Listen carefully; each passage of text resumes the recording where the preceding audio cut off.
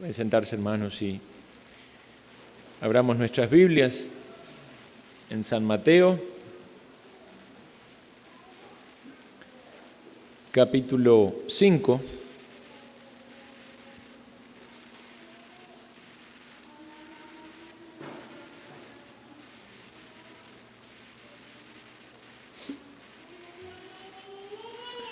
Estamos en la serie de la tarde titulada El viaje de la vida.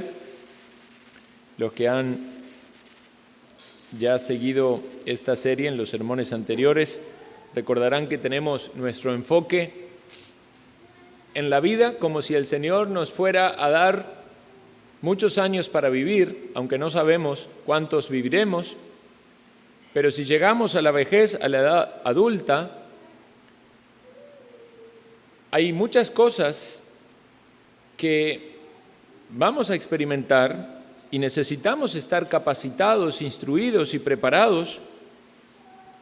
Y este libro, titulado Una vejez feliz, de Ashton Oxenden, es un libro muy, muy bonito, obviamente enfocado en la vejez, pero hemos tomado también estos mismos temas para aplicarlos a todas las etapas de la vida.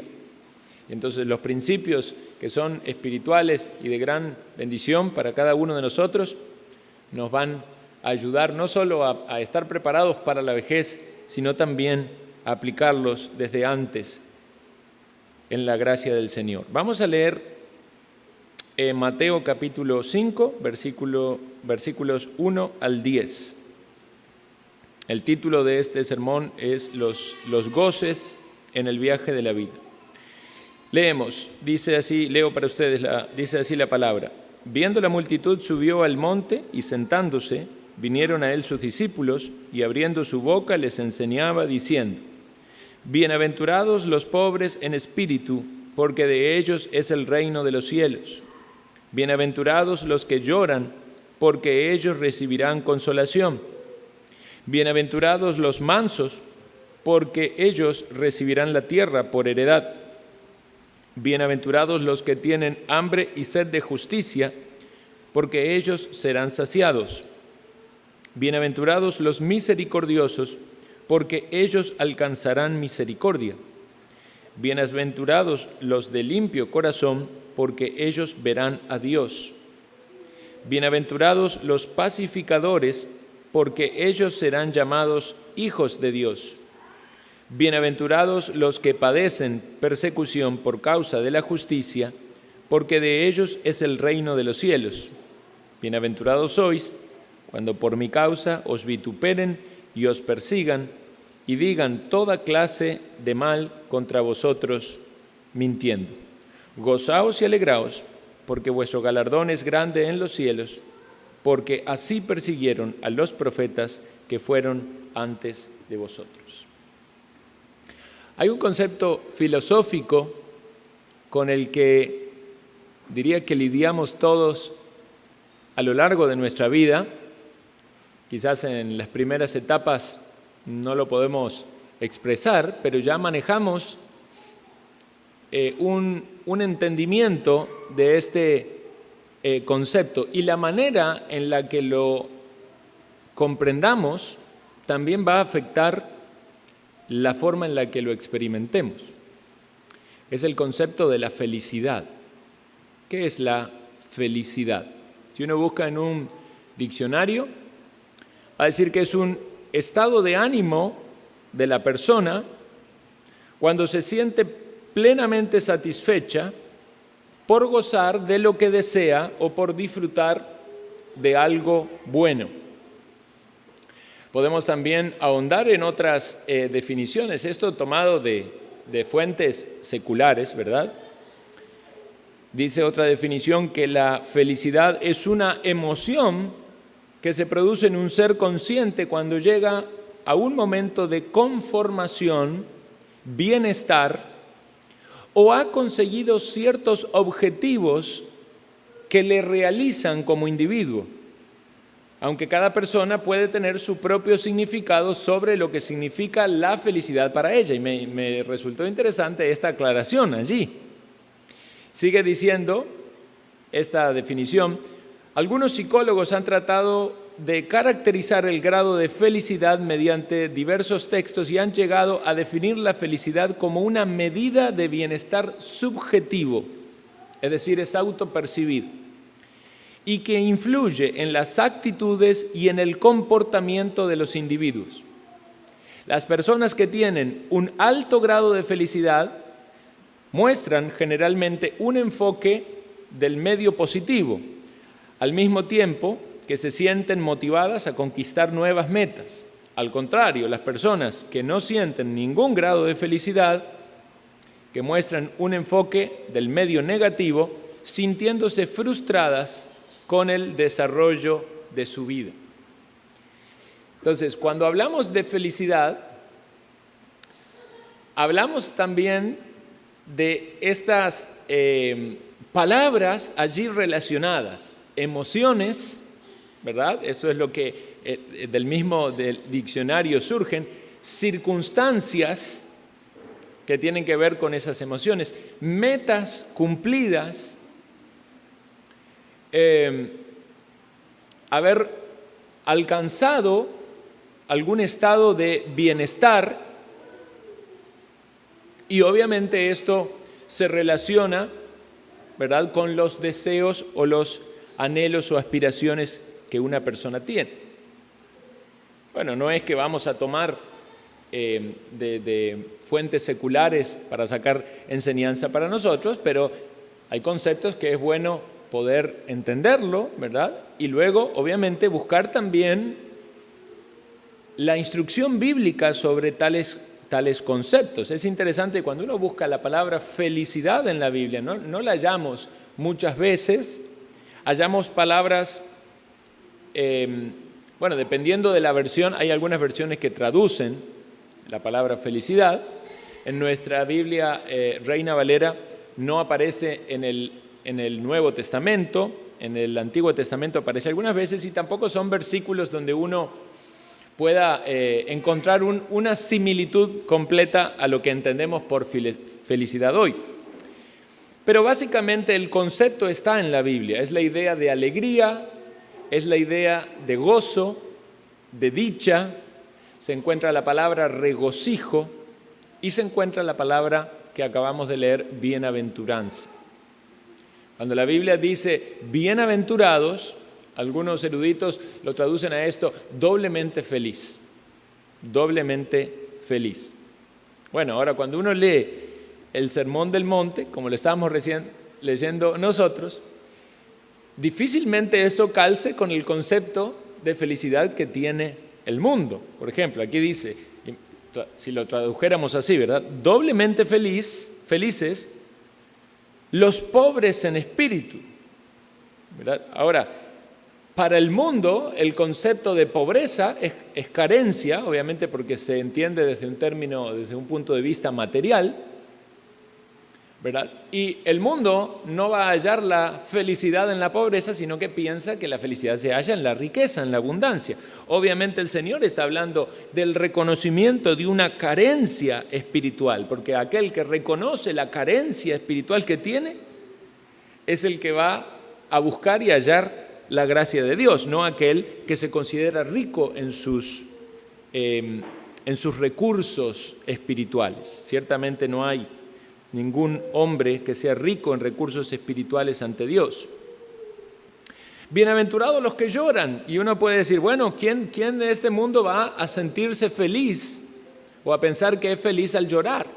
Pero ¿de quién nos habla el Sermón del Monte? Nos habla de aquellos que lloran en arrepentimiento por su pecado y ven la necesidad que tienen de un Salvador y de ser justificados.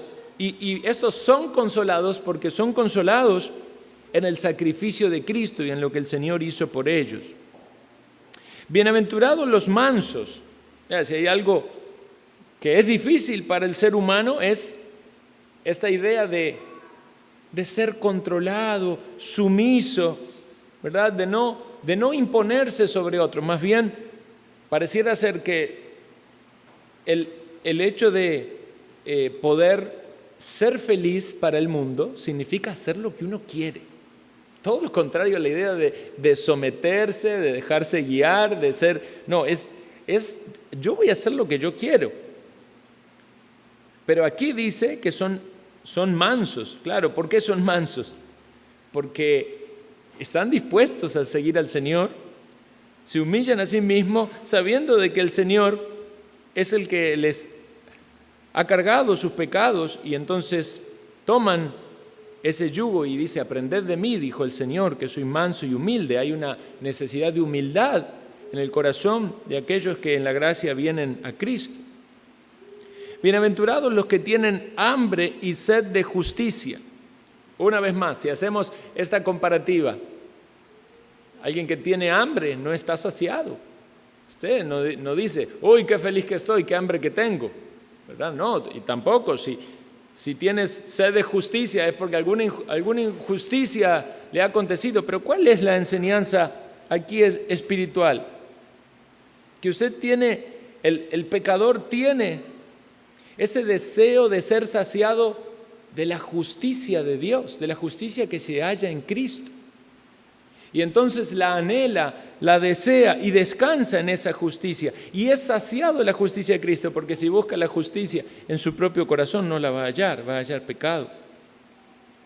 Bienaventurados los misericordiosos, o sea, personas que están no demandando o exigiendo el castigo sobre otros porque saben que ellos mismos son necesitados de misericordia. Bienaventurados los de limpio corazón. Pero ¿cómo busca la felicidad del mundo? Haciendo todo lo que su corazón quiere, no importa que eso vaya en contra de los mandamientos de Dios.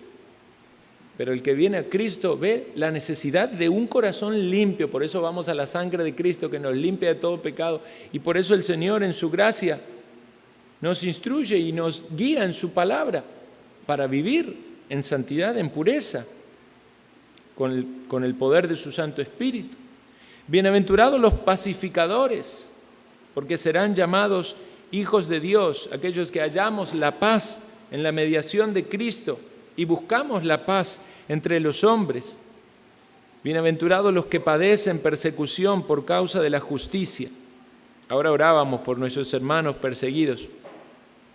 Usted puede pensar que alguien le pudiera hablar a ellos y decirle: ustedes sí que son felices porque lo están persiguiendo. Es como que ese concepto no calza en la idea secular de felicidad.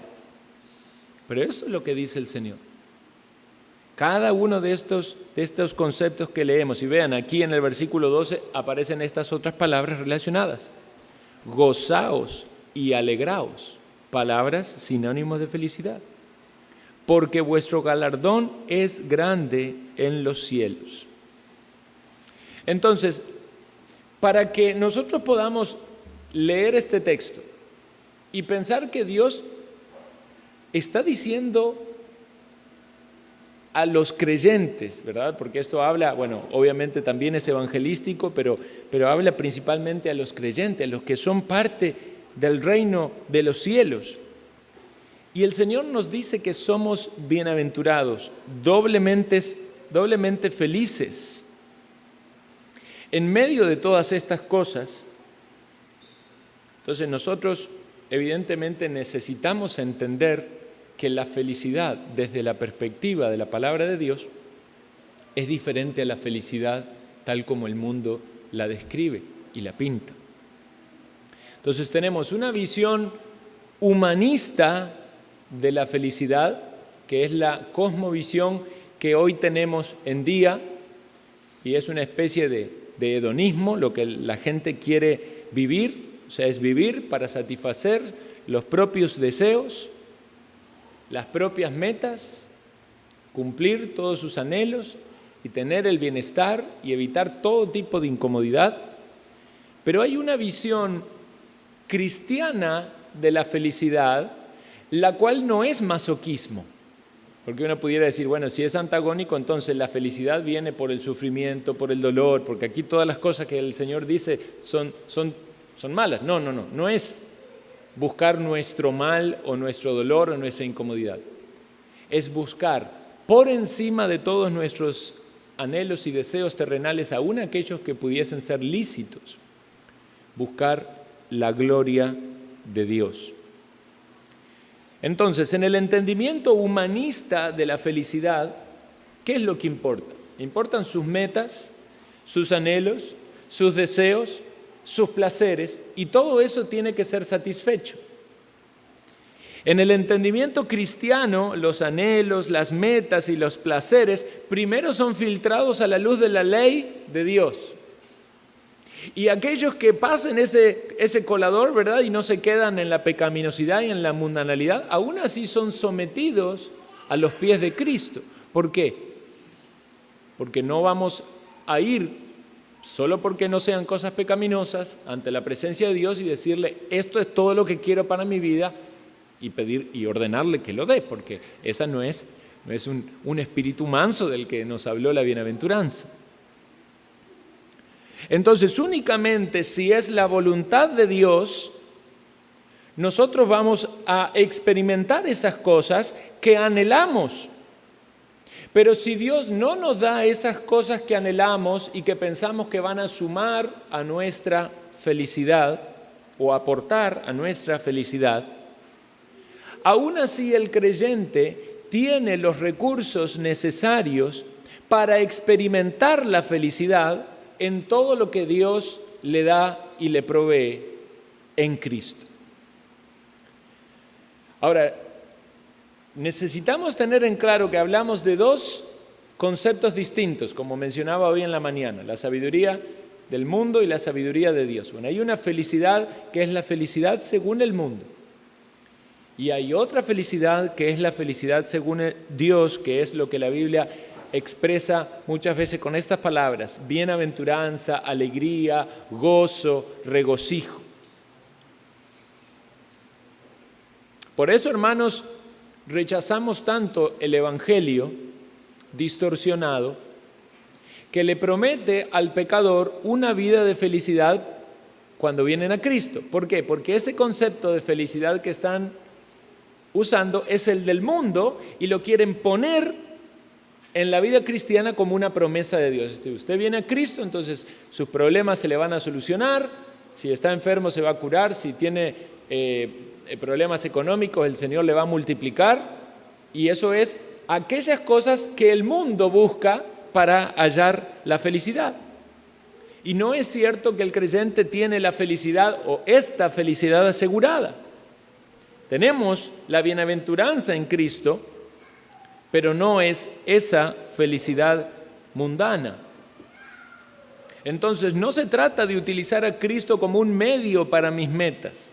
Es valorar a Cristo como lo más preciado en la vida, como la fuente de todos nuestros recursos y anhelos. Y como decía el salmista, ¿a quién tengo en los cielos sino a ti? Y fuera de ti nada deseo en la tierra. Es decir, encontramos la felicidad, la bienaventuranza, la dicha, el gozo en Cristo. Y si aquellos de mis deseos, anhelos y metas están en Cristo, evidentemente eso va a aportar a mi alegría, a mi gozo y a mi meta, pero mi gozo y mi satisfacción no va a estar solamente en que Dios me dio aquello que quería, sino que lo que yo quería era agradable al Señor y Él tenía a su bien dármelo. Entonces, hermanos, habiendo hecho esta introducción un poco larga, tratemos de considerar en distintas etapas de la vida cómo se maneja estos conceptos de felicidad. Porque vamos a ver que posiblemente armamos y tenemos un concepto de felicidad que necesita ser modificado. Porque de ahí venimos ya con una naturaleza corrupta, ¿verdad? Y encima este mundo nos aporta mucho que favorece a nuestra desviación. Pero Dios por su palabra nos da luz para corregir nuestros enfoques, porque pudiese ser aún que un creyente, teniendo todo lo que Dios le da, se halle infeliz porque tiene una visión distorsionada de la felicidad. Pensemos, por ejemplo, en la niñez. Y usted puede recordar quizás su niñez. desde la niñez de algún modo vamos armando este concepto de felicidad.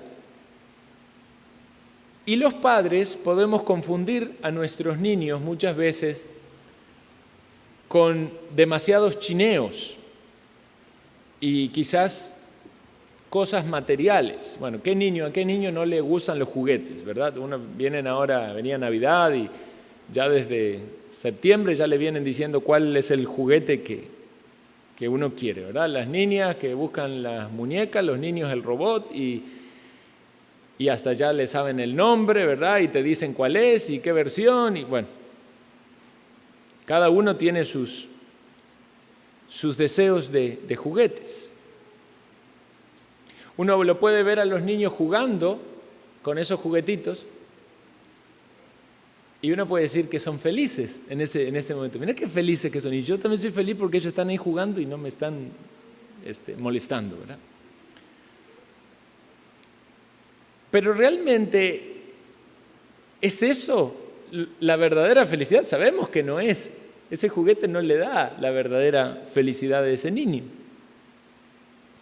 Podemos pasar de etapa, de edad, y ver también que se buscan en objetos, en cuestiones materiales, suplir ese deseo que hay. Y uno puede llegar a decir, bueno, si tengo tal cosa, ¿verdad?, estaría feliz. Yo la vacilo a Lindsay porque a veces me decía, si tuviera una bicicleta sería feliz. Entonces, si no tenés la bicicleta, entonces no sos feliz. Pero era como una broma, ¿verdad?, de que constantemente mencionaba eso. Pero pensemos en los jóvenes. ¿Qué quieren los jóvenes? Su videojuego, su ropa de marca, la bicicleta, la moto. Quizás más grande quieren el carro, la casa, la meta de algún negocio, y así podemos llegar hasta la ancianidad, y ya evidentemente ya no anhelan un mejor trabajo porque se pensionaron, quizás es las vacaciones, algún otro beneficio material. Pero realmente las cosas materiales dan la felicidad. Usted ve que aún gente en este mundo que tiene muchos bienes no está feliz. Porque las cosas materiales, si bien pueden simplificar un montón la vida y pueden sin duda aliviar de muchos malestares terrenales, nunca van a saciar lo que solamente el Señor puede saciar. La Escritura nos dice que la vida del hombre no consiste en la abundancia de los bienes que posee. Y podemos pisar el palito y caer en ese entendimiento de que voy a ser feliz o voy a ser un poquito más feliz cuando logre tal o cual cosa. Ahora, no estamos hablando de que como creyente no debemos administrar bien o hacer una inversión si es posible o avanzar y quién no quiere, ¿verdad?, tener un mejor carro, tener una casa. El punto es cuán importante es eso para mi concepto de felicidad. Porque puede ser de que entonces, si no tengo eso material que es lo que anhelo, me autopercibo, recuerdan que hablamos de esa idea de que es un concepto subjetivo, me autopercibo infeliz porque no lo tengo. Y eso es lo que lleva a las personas a estar descontentos. Apliquémoslos ahora a otro campo, ¿no?, al campo quizás de las cuestiones materiales, pero pensémoslos en lo emocional. Por ejemplo, puede haber niños que sufrieron de la ausencia de alguno de sus padres, quizás que los padres fueron descuidados, y entonces eso genera una percepción en ellos de que como no tuvieron ese cariño, entonces no son felices, y entonces se ven frustrados ya desde el inicio de su vida. Y hasta algunos pudieran llegar a acusar a Dios por los maltratos, por los abusos, por los descuidos. Por otro lado, puede haber niños que tuvieron padres que fueron muy estrictos, que los disciplinaban mucho, que los corregían mucho, ¿verdad? Y entonces en su ira rebelarse contra los padres, decir que ya no quieren estar ahí, ya no quieren vivir con ellos. Porque ellos entienden que hay una carencia allí emocional, y es cierto, puede haber afectaciones por desviaciones de las otras personas, pero ciertamente la ambición del corazón siempre demanda más. Aún niños que están en hogares donde tienen todo lo que deberían tener,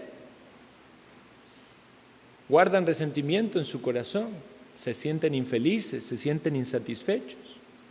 Pasemos esto a otras edades, la edad de la adolescencia o la edad adulta, personas que experimentaron relaciones que no funcionaron, divorcios, separaciones.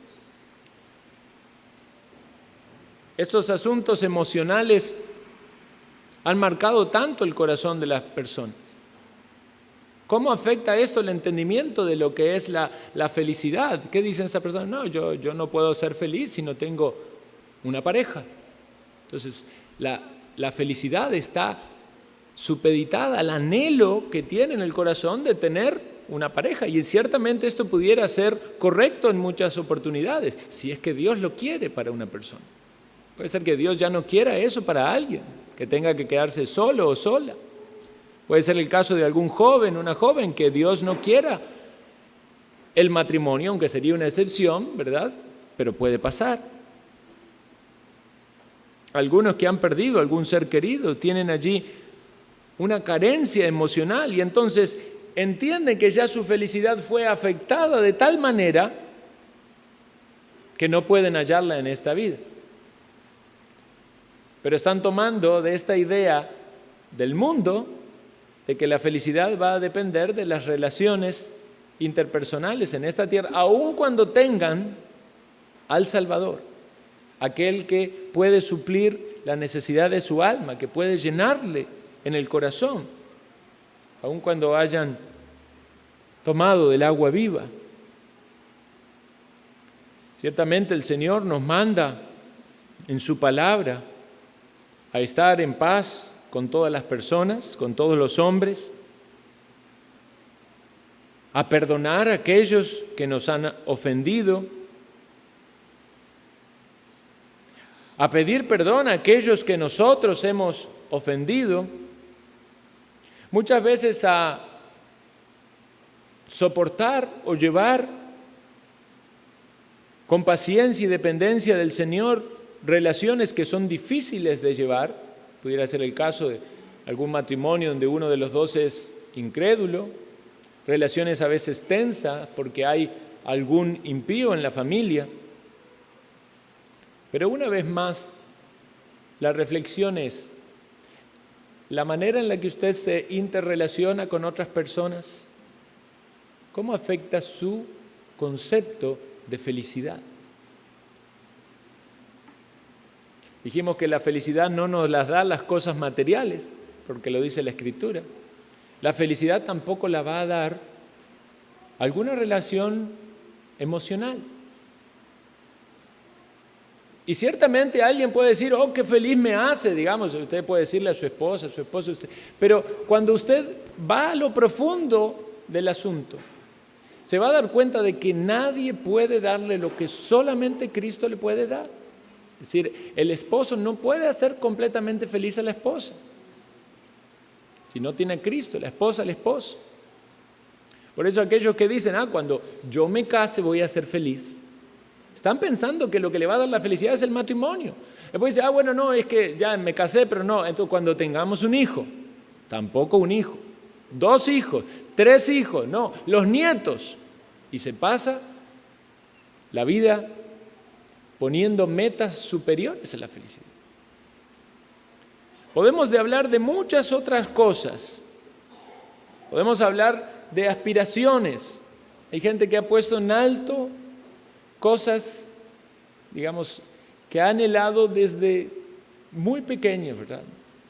Alguien que anheló tanto tener su carrera universitaria. O alguien que anheló tanto tener su casa propia y hasta trabajó horas extras, ¿verdad? Y de noche para tener su casa propia. Pero a veces esas metas se ponen tan alto, que no importa cuántas cosas se pasan por arriba, no importa que en medio de eso haya desobediencia a Dios, que se haya dejado de lado cumplir con sus mandamientos, que no se haya puesto en primer lugar buscar a Dios. Dice la Escritura que debemos encomendar a Jehová nuestras obras y nuestros pensamientos serán afirmados. Por lo tanto, vemos muchas veces que en esta búsqueda de la felicidad las personas invierten las prioridades.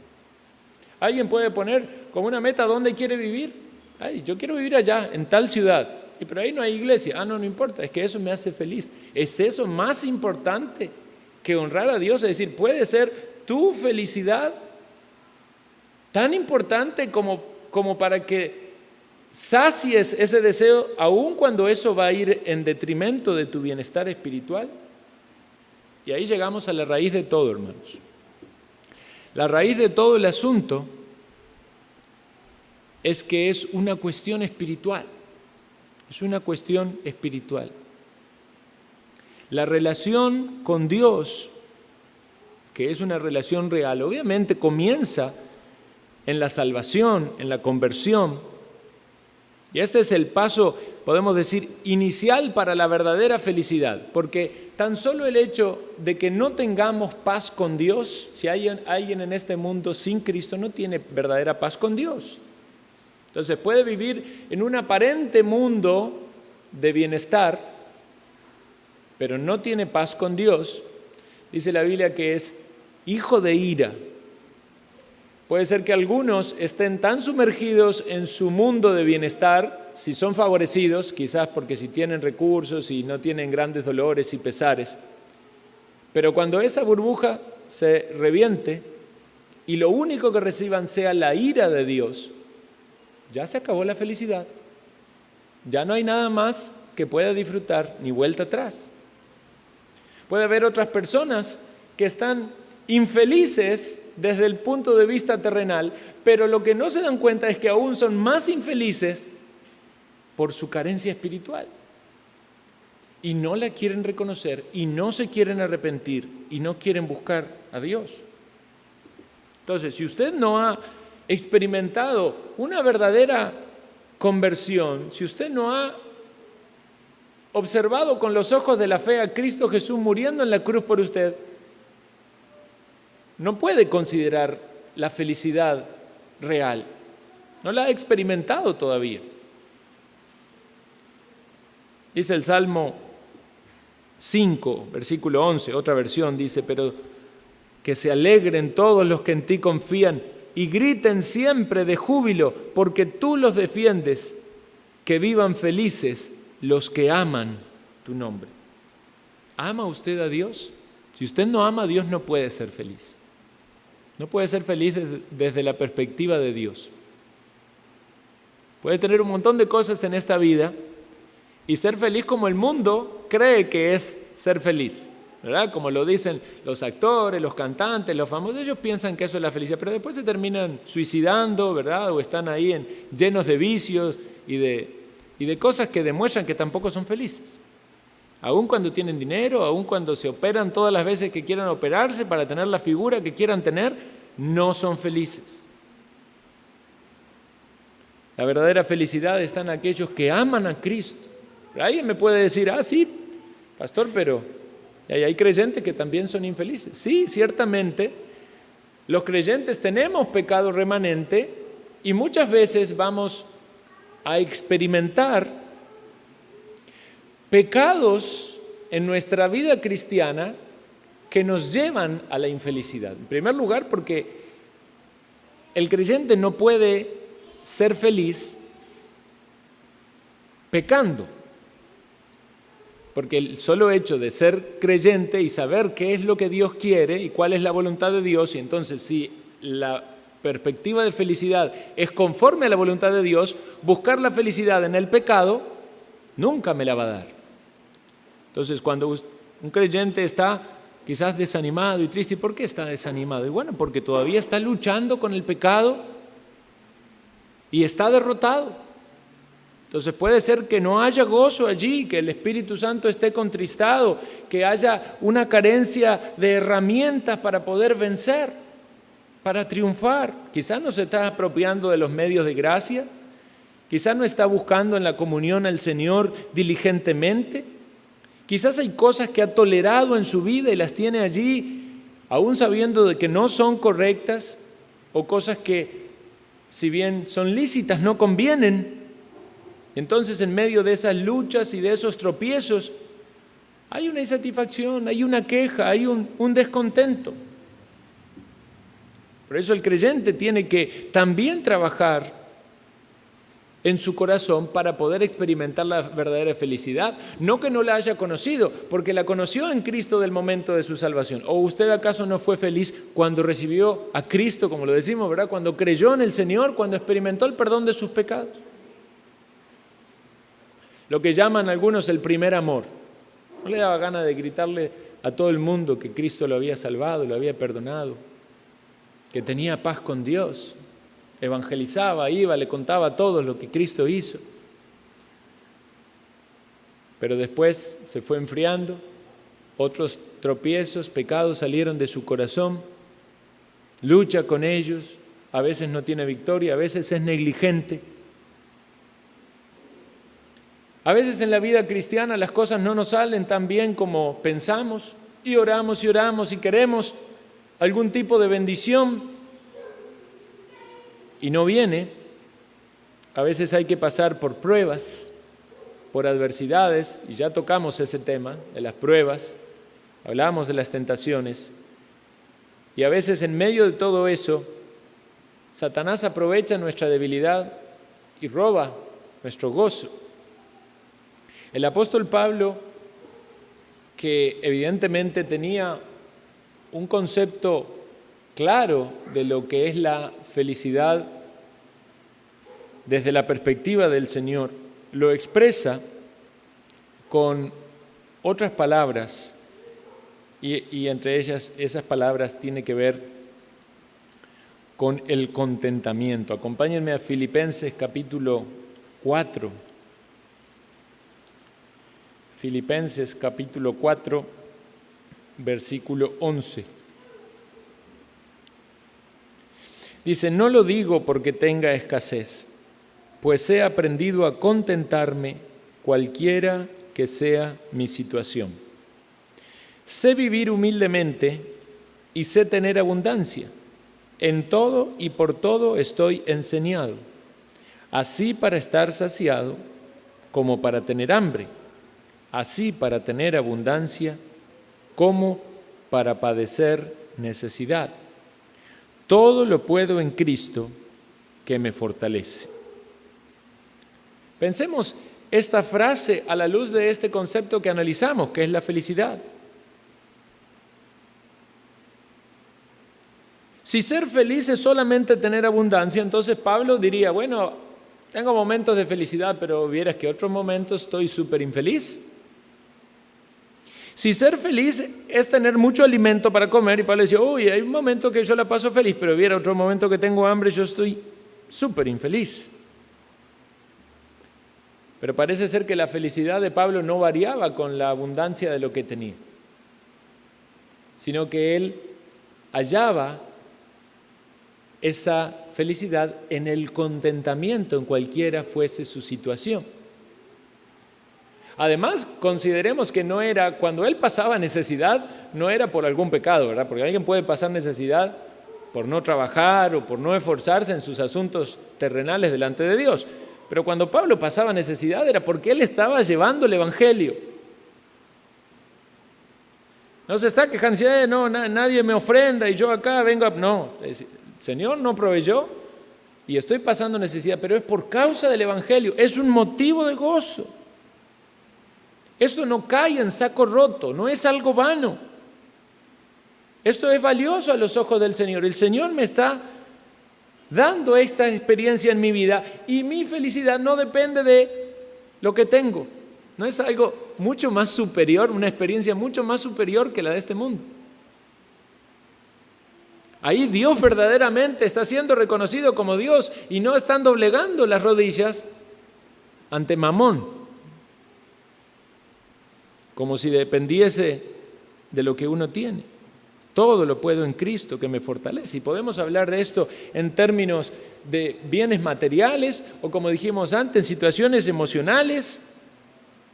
O podemos hablar también en el medio de las pruebas. Cuando él oró y le dijo al Señor que le quitara ese aguijón, le dijo: bástate mi gracia, mi poder se perfecciona en tu debilidad. En 1 Timoteo 6:6 dice: pero gran ganancia es la piedad acompañada de contentamiento. Hermanos, esta palabra prácticamente que es la clave para la felicidad cristiana. Decía un libro, La joya olvidada, la perla olvidada, el contentamiento. Gran ganancia es la piedad acompañada de contentamiento. Obviamente, piedad, ¿verdad? Porque alguien puede estar contento en su impiedad, pero si alguien vive de manera piedosa y está contento, es decir, ya ha hecho los esfuerzos que podía hacer para lograr sus deseos, sus metas terrenales, emocionales, no es que haya nada de malo en el gozo y en el deleite lícito, pero tiene contentamiento porque sabe que la felicidad no depende de eso, depende del Señor. Hebreos 13:5 dice: sean vuestras costumbres sin avaricia, contento con lo que tenéis ahora, porque Él dijo: no te desampararé ni te dejaré, de manera que podemos decir confiadamente: el Señor es mi ayudador, no temeré lo que me pueda hacer el hombre.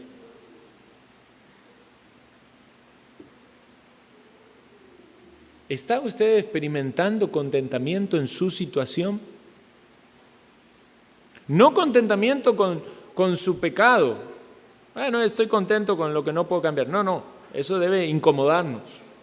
¿Está usted experimentando contentamiento con lo que Dios le da? ¿Con los recursos que Dios le da? ¿Con las relaciones o personas que Dios pone en su vida? A veces pareciera que para ser feliz tenemos que cambiar a otra persona. Tengo que cambiar a mi jefe, tengo que cambiar a mi esposa, tengo que tener otros niños, porque estos son muy desobedientes, y queremos cambiar a todo el mundo. Entonces la felicidad depende de que las otras personas sean como nosotros queremos que ellos sean. Y la otra persona dice: y también queremos cambiarte a vos. En realidad es Dios el que quiere cambiarnos a nosotros. Y nosotros debemos cambiar para ser moldeados a lo que Dios nos pide. ¿Cómo triunfar, hermanos?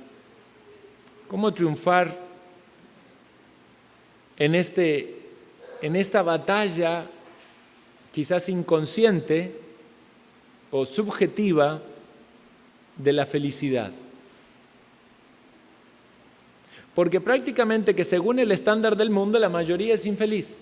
O sea, si no tiene la figura que el mundo te dice, los recursos que el mundo te dice, la salud que el mundo te dice, el cuerpo atlético que el mundo te dice, la ropa que el mundo te dice, entonces no calzas con el concepto de felicidad.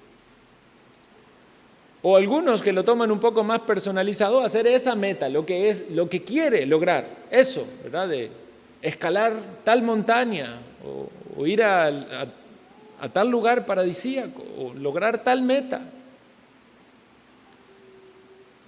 ¿Qué es lo que Dios quiere para tu vida? Quiere que seas bienaventurado de acuerdo a su palabra.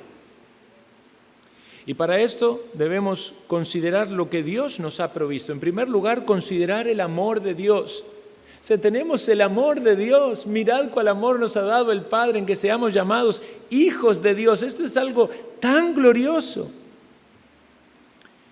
Valorar el perdón del Señor. El Señor derramó su sangre para perdonarnos de todo pecado, para limpiarnos de toda maldad. Y hoy hablamos en la mañana del infierno, de la condenación. Piense usted que tan solo si estuviéramos un segundo en el infierno, sería realmente el tormento más espantoso que pudiéramos experimentar. No vamos a estar allí por la eternidad si usted confía en la sangre de Cristo. ¿No es eso algo que debería llenar nuestro corazón de gratitud? Considere, hermano, la perspectiva correcta de la felicidad para no caer en las trampas subjetivas de este mundo. en las trampas engañosas de Satanás. Recuerden que Satanás utiliza el mundo como una pantalla, como un mercado de seducción, como una feria de vanidad, decía un autor. Y busque honrar a Dios con su vida, que la felicidad no sea humanista, egocéntrica o antropocéntrica, sino que sea en Cristo. Como dice el Salmo, todas mis fuentes están en ti. ¿Dónde están sus fuentes? ¿Están en el mundo? ¿Están en las riquezas? ¿Está en la fama? ¿Está en la popularidad? ¿En qué está? Está en su confort. Todas mis fuentes están en ti. Para esto, hermanos, necesitamos la obra del Espíritu Santo en nuestras vidas. Porque cuando hablamos de felicidad, ¿verdad?, que es el término secular, pero hemos mencionado algunos de los términos que se utilizan en la Biblia, y uno de ellos, el gozo, es descrito en la Biblia como una faceta o una cara del fruto del Espíritu Santo. Ustedes saben que el fruto del Espíritu Santo no tiene una sola cara. Digamos, usted imagina un fruto, los frutos generalmente tienden a ser redondos, ¿verdad? Uno piensa una manzana, una naranja. Pero cuando pensamos en el fruto del Espíritu Santo, imagínense que tiene muchos lados. Un lado es el gozo, la paz, la paciencia, la benignidad, la bondad, la fe, la mansedumbre, la templanza, el amor. Entonces, o lo tenemos todo o no lo tenemos. Pero hay alguno que va a ser el visible. El gozo sería el reflejo, digamos, de la felicidad. Pero para que haya gozo en nuestro corazón es una obra del Espíritu de Dios. El Espíritu de Dios nos va a ayudar a tener un corazón con gratitud y con contentamiento, y eso nos va a llevar a tener gozo, porque si estamos insatisfechos, si estamos quejosos, esta semana mi esposa me dijo varias veces que estaba quejoso, y digo, uy, ahora tengo que hablar de esto. Bueno, la gracia del Señor, ¿verdad?, que nos perdone. Si tenemos resentimientos o amarguras en nuestro corazón, entonces el fruto nos está manifestando la obra de la carne. Dice este autor, Ashton Oxenden, que había dos señoras ancianas, una llamada Jane Down, que tenía como 65 años, y él la iba a visitar, y esta señora, desde el momento en que llegaba, le empezaba a mencionar todos los dolores que tenía, lo mal que había dormido en la noche, los problemas con las personas que tenía, con quien no se llevaba bien, lo mal de las vecinas y todas las cosas negativas que pudiera imaginarse. Dice, era una señora cerrada en sus razonamientos y no aceptaba la verdad del Evangelio, la rechazaba y vivía en una amargura. Dice, cerca de esa casa vivía una viuda de apellido Kingston. Esta señora, dice, tenía la mitad de los bienes que tenía la primera. Subsistía, dice, con ayuda de un hijo, y la otra mitad se lo daba la iglesia. O sea que era una de esas viudas que menciona la Biblia que era ayudada por la iglesia. Dice, desde el momento en que llegabas a la puerta de esa casa, ella ya te recibía con una sonrisa en su rostro y te empezaba a hablar de las bondades de Dios y te contaba cosas o de su experiencia, del gozo que tenía en Cristo, de la felicidad a pesar de las pruebas, a pesar de las adversidades. Cuando salías de esa casa, sentías que habías sido edificado y animado con haber estado allí. Es cierto que pudiese ser el caso de alguien que, estando en la vejez, aun cuando haya vivido una vida de infelicidad y esté lleno de amarguras y de resentimiento, si viene a Cristo y halla en la sangre de Cristo el perdón y pone en práctica la instrucción de la palabra del Señor para ser guiada por el Espíritu de Dios, es cierto que ese fruto puede producirse, porque es una obra de la gracia de Dios. pero también nosotros, que quizás no llegamos a ese momento, debamos reflexionar con anticipación y preguntarnos, ¿será que nos estamos quejando mucho? ¿Será que estamos con descontento por alguna de las cosas de nuestra vida? ¿Será que en medio de todo eso estamos acusando a Dios? Quizás por algunas oraciones todavía no contestadas, no con el tiempo que nosotros queremos. Recuerdan en la mañana, aún no ha llegado mi tiempo. Necesitamos la obra de la gracia del Señor. Cantábamos en el himno, ¿verdad? Menciona la gracia y menciona la felicidad. Y ahora lo vamos a cantar nuevamente. Y el otro factor en medio de todo esto, asociado a este concepto espiritual de felicidad, es el concepto de la paz. Otra faceta o cara del fruto del Espíritu de Dios. Jesús dijo, la paz os dejo, mi paz os doy. Yo no os la doy como el mundo la da. No se turbe vuestro corazón, ni tenga miedo. Quiere el Señor ayudarnos, hermanos, tomar esta reflexión para nuestra propia vida, analizarnos y pensar, ¿estoy valorando la felicidad que hallo en Cristo? ¿O estoy siendo engañado por este mundo y buscando algo vano que no me va a llevar a ningún puerto ni me va a dar lo que en apariencia promete? Oremos. Toma, oh Señor, tu palabra, aplícala a nuestro corazón, la necesitamos. Nos refugiamos en la gracia de Cristo Jesús, en el perdón de nuestros pecados, en el socorro y el auxilio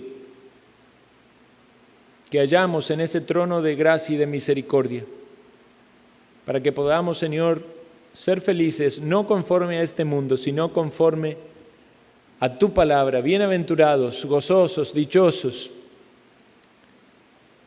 porque somos, Señor, limpios en la sangre del Cordero, mansos, sumisos a tu voluntad. Tenemos hambre, sed de justicia, buscamos la paz,